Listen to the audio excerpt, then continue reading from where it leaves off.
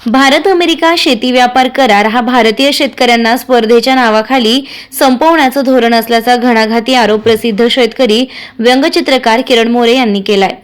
भारत आणि अमेरिका यांच्यात नुकत्याच झालेल्या शेती व्यापार करारावर देशभरात मतमतांतरे सुरू असतानाच बागलाण तालुक्यातील मोरेनगर येथील प्रसिद्ध शेतकरी व्यंगचित्रकार किरण मोरे यांनी आपल्या धारदार व्यंगचित्रातून या करारावर जोरदार आसूड ओढलाय. या व्यंगचित्राच्या माध्यमातून त्यांनी उपस्थित केलेला सवाल अत्यंत गंभीर आहे. 25% 18% टॅरिफ कमी करायचा आणि अमेरिकन मालावर भारतात 0% कर हे व्यापार करार नसून भारतीय शेतकऱ्यांना स्पर्धेच्या नावाखाली संपवण्याचं धोरण असल्याचं मत त्यांनी मांडलंय. किरण मोरे यांच्या मते अमेरिकन शेतकऱ्यांना तब्बल 50% सबसिडी, मोफत पीक विमा, अत्याधुनिक शेती साधन सामुग्री अशा सुविधा दिल्या जातात. मात्र दुसरीकडे भारतीय शेतकऱ्यांच्या वाट्याला वाढतं कर्ज, हमीभावाचा अभाव आणि टोकाची निराशा याशिवाय काहीच उरत नाही, असा थेट सवाल त्यांनी उपस्थित केलाय. कृषीप्रधान देशाची बाजारपेठ भांडवलशाही देशासाठी खुली केली तर इथल्या शेतकऱ्यांनी जगायचं कसं, हा प्रश्न किरण मोरे यांनी आपल्या व्यंगचित्रातून प्रभावीपणे मांडलाय. भारत अमेरिका शेती व्यापार करारावर व्यक्त केलेले हे परखड मत सध्या सोशल मीडियावरही मोठ्या प्रमाणात चर्चेचा विषय ठरतंय. प्रतिनिधी विनायक इनामदार, आरआई सटाणा. नमस्कार, मी शेतकरी व्यंगचित्रकार किरण मोरे. नुकताच भारत आणि अमेरिका यांच्यात एक करार झाला आहे शेतीविषयक उत्पादन विक्रीसाठी, आयात निर्यात धोरणासाठी, आणि याच्यावर मोठ्या प्रमाणात मीडियामध्ये चर्चा पण सुरू आहे. दावे प्रतिदावे होत आहेत. अमेरिकेच्या कृषी मंत्री यांनी एक विधान केलं आहे, त्याचप्रमाणे आपले पत्रकार पण चर्चा करत आहेत. मी ग्रामीण शेतकरी व्यंगचित्रकार किरण मोरे. मीही माझ्या माध्यमातून, व्यंगचित्राच्या माध्यमातून मी भविष्यातलं चित्र कसं असेल असं एक व्यंगचित्र तयार केलं आहे. तुम्ही बघू शकतात.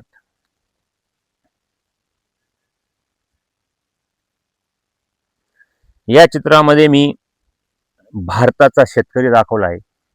जो शेतकरी महापूर, दुष्काळ, अवकाळी, अतिवृष्टी, गारपीट, महागाई, बोगस औषधे, खते, कीडनाशके, पारंपरिक बियाणे, कर्जाचा डोंगर, पडलेले बाजारभाव, नापीक जमीन, उतारा घटला, भ्रष्टाचार, पारंपरिक अवजारे आणि फक्त 3000 रुपयाचा शुल्क सन्मान निधी, सरकारी तुटपुंजी मदत, जमीन विभागणी क्षेत्र घटले, तुटपुंजी भरपाई, विमा कवच भक्कम नाही, नाफेड भ्रष्टाचार, मजूर टंचाई, वीज टंचाई, खते टंचाई, मार्केटमध्ये लूट.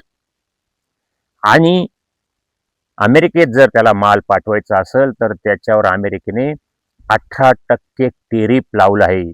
आणि एवढ्या संकटांना झेलूनही आपला भारताचा शेतकरी तग धरून लढत आहे. आणि जर असं असल्यावर त्याला जर आंतरराष्ट्रीय बाजारात उतरायचं आता ठरवलं तर तो कसा लढू शकणार आहे? कारण समोर अमेरिकेला जो शेतकरी आहे अमेरिकेचा, तो दाखवला आहे मी.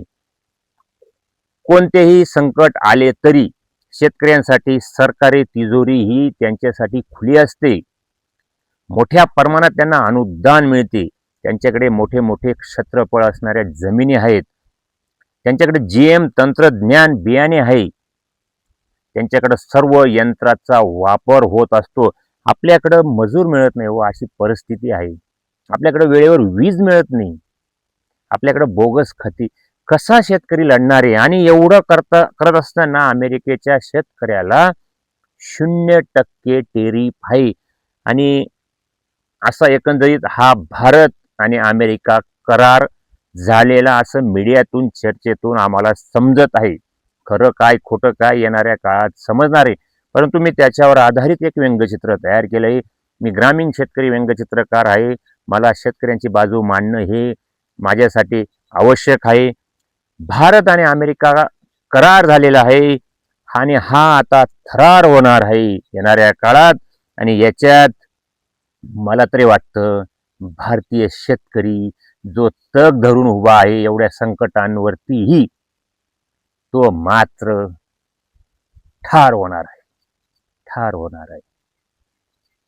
जय जवान, जय किसान. धन्यवाद.